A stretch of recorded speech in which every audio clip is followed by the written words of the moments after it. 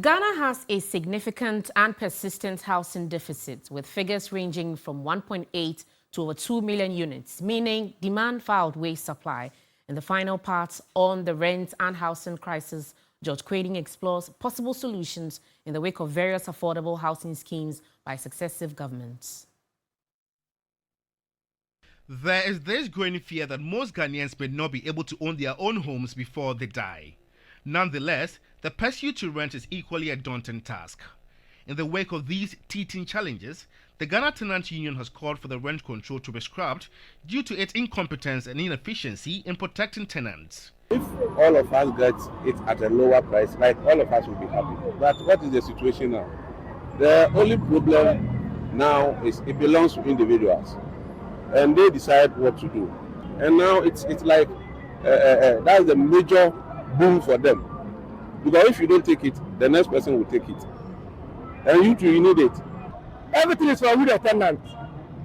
When you are about to rent a room, even in the renting law, you are not supposed to rent more than 6 months. But here, like the case, we the tenant will feel we have more. You may have a room less price, and other person will come. Oh, I'll pay more than that. But who don't want much money? At the end of the day, the landlord have to give it to the higher pay. It's not easy. So if government can try to do something about it, I'll be glad. Because it's not easy. If you're a young guy and a monthly you are paying 600 for your rent, I don't know how much you get for the monthly. I don't know. Because if you have a wife and children, you pay school fees, you pay light and water. It's not easy. Key aspects of the rent and housing crisis include housing deficit, rapid urbanization, high cost, illicit practices, and the weakness of the rent control. Our current housing situation requires urgent and collective action. Research shows that only 5% of Ghana's population can afford to buy a house without assistance.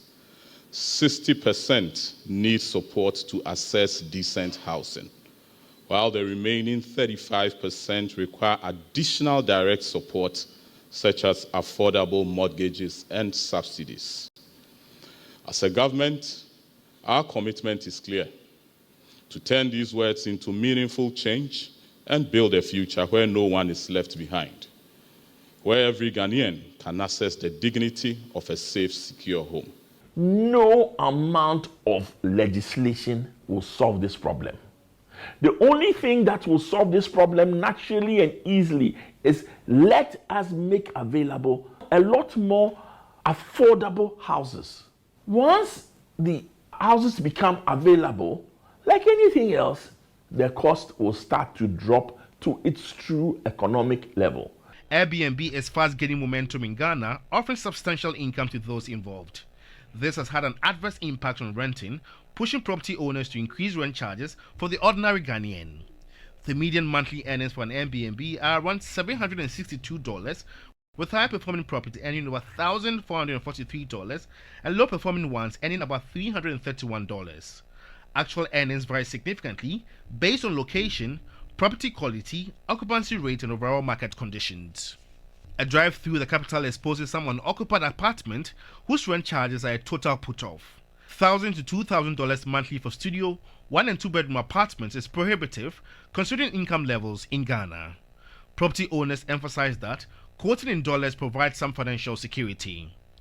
Affordable housing is a government-supported priority, partnering with developers to build and subsidize projects. But these so-called affordable homes are most times beyond the reach of the working class in both public service and private sectors.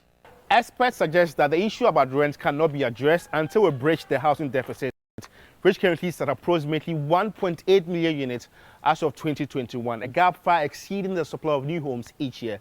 And so whilst government does its part by beating down the prices for you and myself to be able to afford, we should also scale down our expectations. We should not expect marble or granite kitchens in an apartment that costs us 150,000 cedis or lesser. I'll tell you some of the problems we have as Ghanaians. We'll say, the cement is not good enough.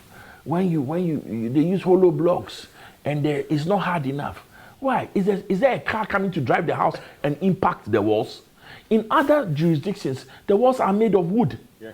I can't ask for you to give me a house at 150,000 cedis and now demand granite rock for your walls, and then they will say no. Then they want a nice bathtub and finishing. The 150 cedis, it will even pay for the finishing you want. With Ghana's housing deficit growing wider by the day, the government must take decisive action by partnering with the private sector to ensure that the housing needs of the population are addressed. Government policy should ensure the protection of the rights of the working class, making sure that their meager incomes are not strained. George Queenan, TV3 News, Accra.